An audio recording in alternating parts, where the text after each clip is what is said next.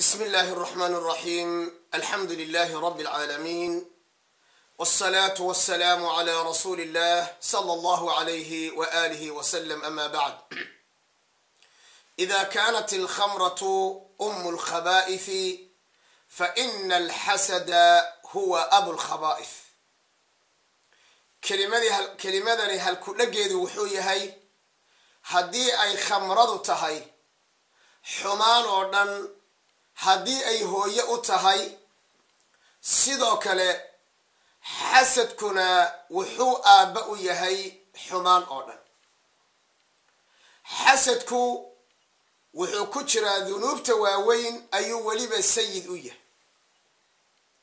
waa midka qof walba qofka gaarsiiya shar oo dhan wa tariiqi kulli jariimatin wa munkar. xasadku waa cudurka qofka gaarsiiya wadda la arko oo gaarsiinaysa qofka xadgudub iyo inuu xadkiisi dhaafo, iyo waddo iyo shay kasta oo munkara oo caqliga iyo sharcigu intaba uu diido.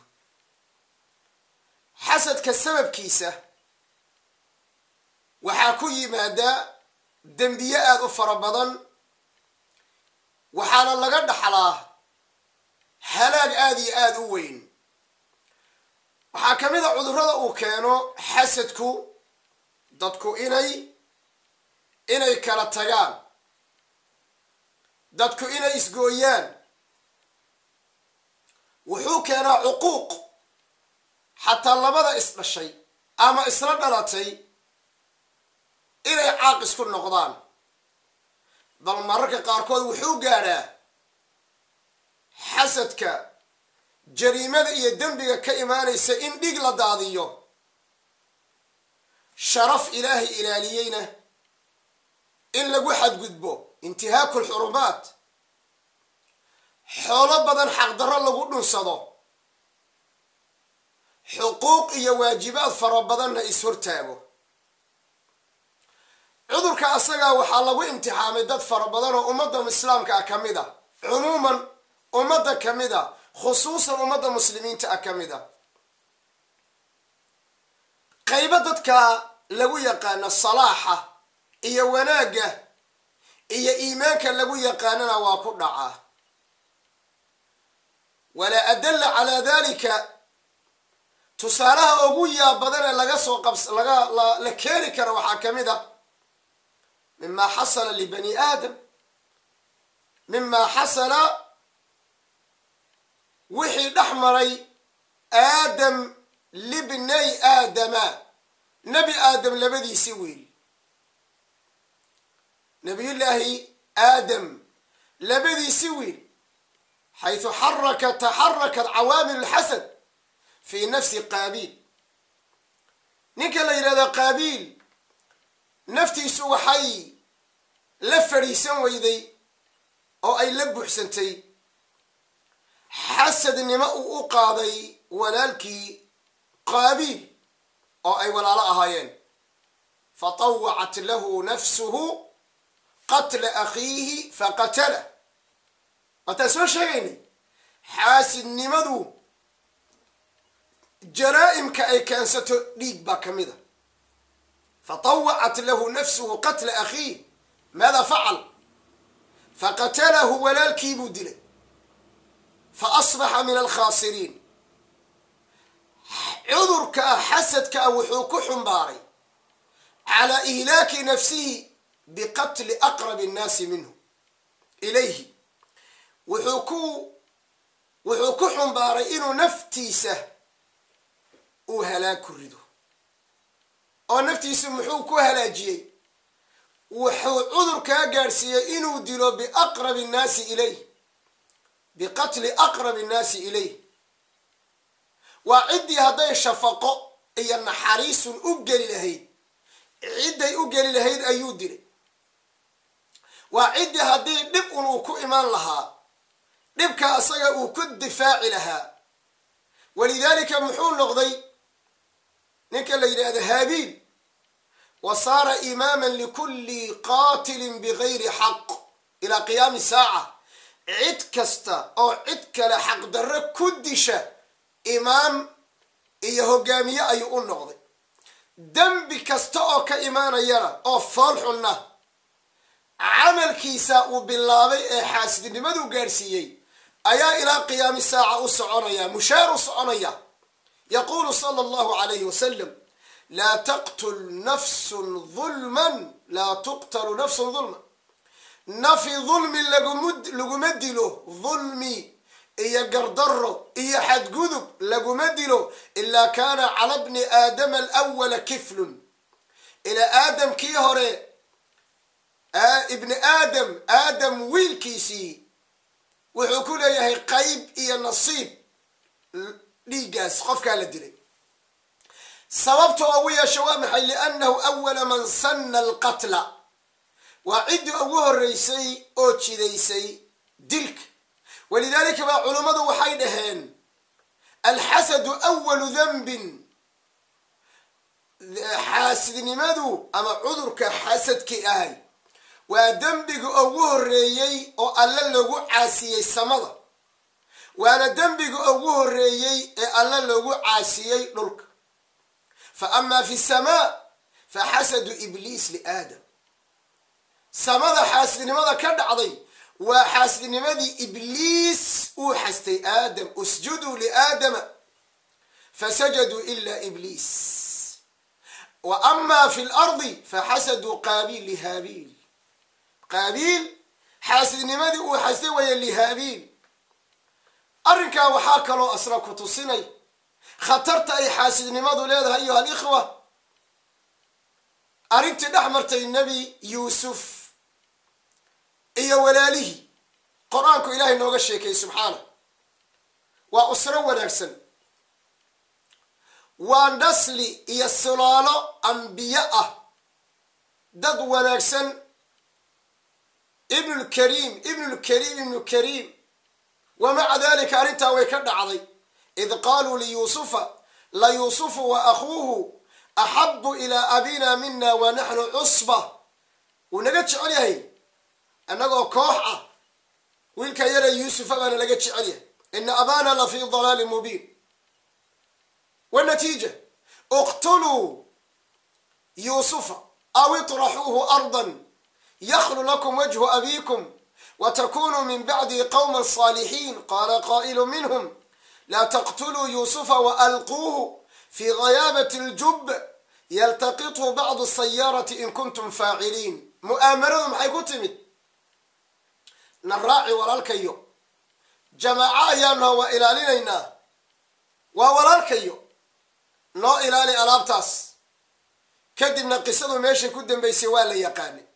walidaalika buu alla wuxuu inkiray oo ku inkiray calaa man yaxsuduuna annaasa wayactariduuna, dadka xastaya dadka ee isbaarada u dhiganaya qaybintuu alle u qaybiya addoommadiisa arsaaqada, qaybintuu alle u qaybiya alle ummadiisa cilmiga, qaybintuu alle u qaybiya ummadiisa xikmadda, qaybintuu alle u qaybiyey ummadiisa quruxda, qaybintuu alle u qaybiyey subxaanahu wa tacaala ummadiisa awlaadda, aswaajta, maalka, xoolaha, intaasoo dhan ayay bannaanka u dhiganayaan. laa, maxaad u siisay ood aniga ii siin weyday? maxaad cilmi u siisay, oo maxaad xikmad u siisay, oo maxaad xoolo u siisay, oo maxaad shaqo fiican u siisay, oo maxaad ijtimaaciga bulshada maxaad asaga u jeclaysiisay? lee, aniga maxaa wanaagga u heli waayey? am yaxsuduuna annaasa calaa maa aataahum allahu min fadlih am lahum nasiibu min almulk faida laa yu'tuuna annaasa naqiiran. bini aadamka haddii la siin lahaa maamulka wax laga siin lahaa oo khasaa-inta furayaasha arsaaqada ilaahay ay wuxuun ka hayn lahaayeen, wa hada mustaxiil, way bakhayli lahaayeen bu alla lehy subxaana wa tacaala. bukhli iyo faqri ayay muujin lahaayeen. am lahu nasiibu min almulk faida laa yu'tuuna annaasa naqiiran. timirta lafteeda waxa yaree ku dhex jira oo kalay bixin lahaayeen ama may bixiyeen. am yaxsuduuna annaas calaa maa aataahum allah min fadli bal yaxsuduuna annaas dadka ayay ku xastayeen calaa maa aataahum allahu wuxuu alla siiye min fadlih bayaanun sariixun lixaqiiqati alxasad waa arrin aan geed loogu soo gabanin caddaynaysa xaqiiqada xaasidnimada wa annahu ictiraadun calaa qadari illah iyo inuu hor taagan yahay oo uu dhaliilayo ilaahay qaybintiisa subxaanahu wa tacaala iyo mala xun oo allah u ka malaynayo subxaanahu wa tacaala iyo xikmadda ilaahay oo uu tuumayo subxaanahu jala wacala am yaxsuduuna annaasa calaa maa aataahum allahu min fadlih faqad aataynaa aala ibraahiima alkitaaba walxikma aala ibraahim waxaanu siinay alkitaaba walxikma wa aataynaahum mulkan cadiima haddaba in la siiyey kitaab oo in la siiyey xikmad oo in la siiyey mulki boqortooyo cadiim ah oo ilaahay agtiisa laga soo caleemo saaray yaa waxay leeyihin maxaa loo siiyey ibnu qayim aljawsiya raxmat ullahi tacaala caleyh wuxuu leeyahy alxasadu fi lxaqiiqati nawcun min mucaadaati illah fainahu yakrahu nicmat allahi calaa cabdih xasadku sida xaqiiqada ah waa nooc ka mid a la dagaalan rabbi maxaa yeele wuxuu nacayaa nicmada ilaahay addoonkan siiyey ilaahay baa la jeclaaday asagana wuxuu jecel yahay in laga qaado ilaahayna amaa ku imtixaama maan la jeclaadee ilaahayna waa siiyey subxaanahu jala wacala idan ninka xaasidka ah qadaha ilaahay iyo qadarka ilaahay iyo jacaylka ilaahay ayuu asagu rabaa inuu ka hortago walidalika kaana ibliis caduwuhu xaqiiqa cadowga ilaahay buu ahaa xaqiiqatan limaada liana danbahu kaana min kibrin waxasad liana ibliis dembiguu galay isla weynaan iyo kibir iyo xasad qatrasa cudurka galay kaas buu ahaa waxyaalaha ku tusinaya xasadka inuu dhaleeco weyn uu leeyahay ilaahay baa laga maangalaa min shari xaasidin ilaa xasad fii suurati alfalaq haddii ficilka xaasidnimadu uusan xumayn ilaahay ma amray in laga magan galo wa min shari nafaathaati fi lcuqad ilaahay wuxuu xidhiidhiyey sixirka wa min shari nafaathaati kuwa wax sixira iyo wa min shari xaasidin baa laysku xidhay lianna labadooda xidhiidh weyn baa ka dhexeeya labadooduba waa min akbar alkabaa'ir wa ashaddi almuubiqaat horta dembiyada waaweyn ee lagu halaagsamo ayay ku jiraan wa annahumaa min waxyi shaytaan labadoodaba shaytaanka ayaa u waxyooda una qurxiya ficilka insaanku uu samaynayo waxaana labadooda ka dhasha dembi iyo dhib aad iyo aada u weyn xasadkuna asagaa sababta weyn keena qofku inuu sixirka galo walidaalika 4 mas'alo ayay labadooda ay ka siman yihiin oo hadda aanu soo sheegnay 4taasoo tajmacu bayna asixri waalxasad sidaa daraaddeed ayuu allah wuxuu amray bilisticaadati min shari asaaxiri waalxasad khusuusan si caam ah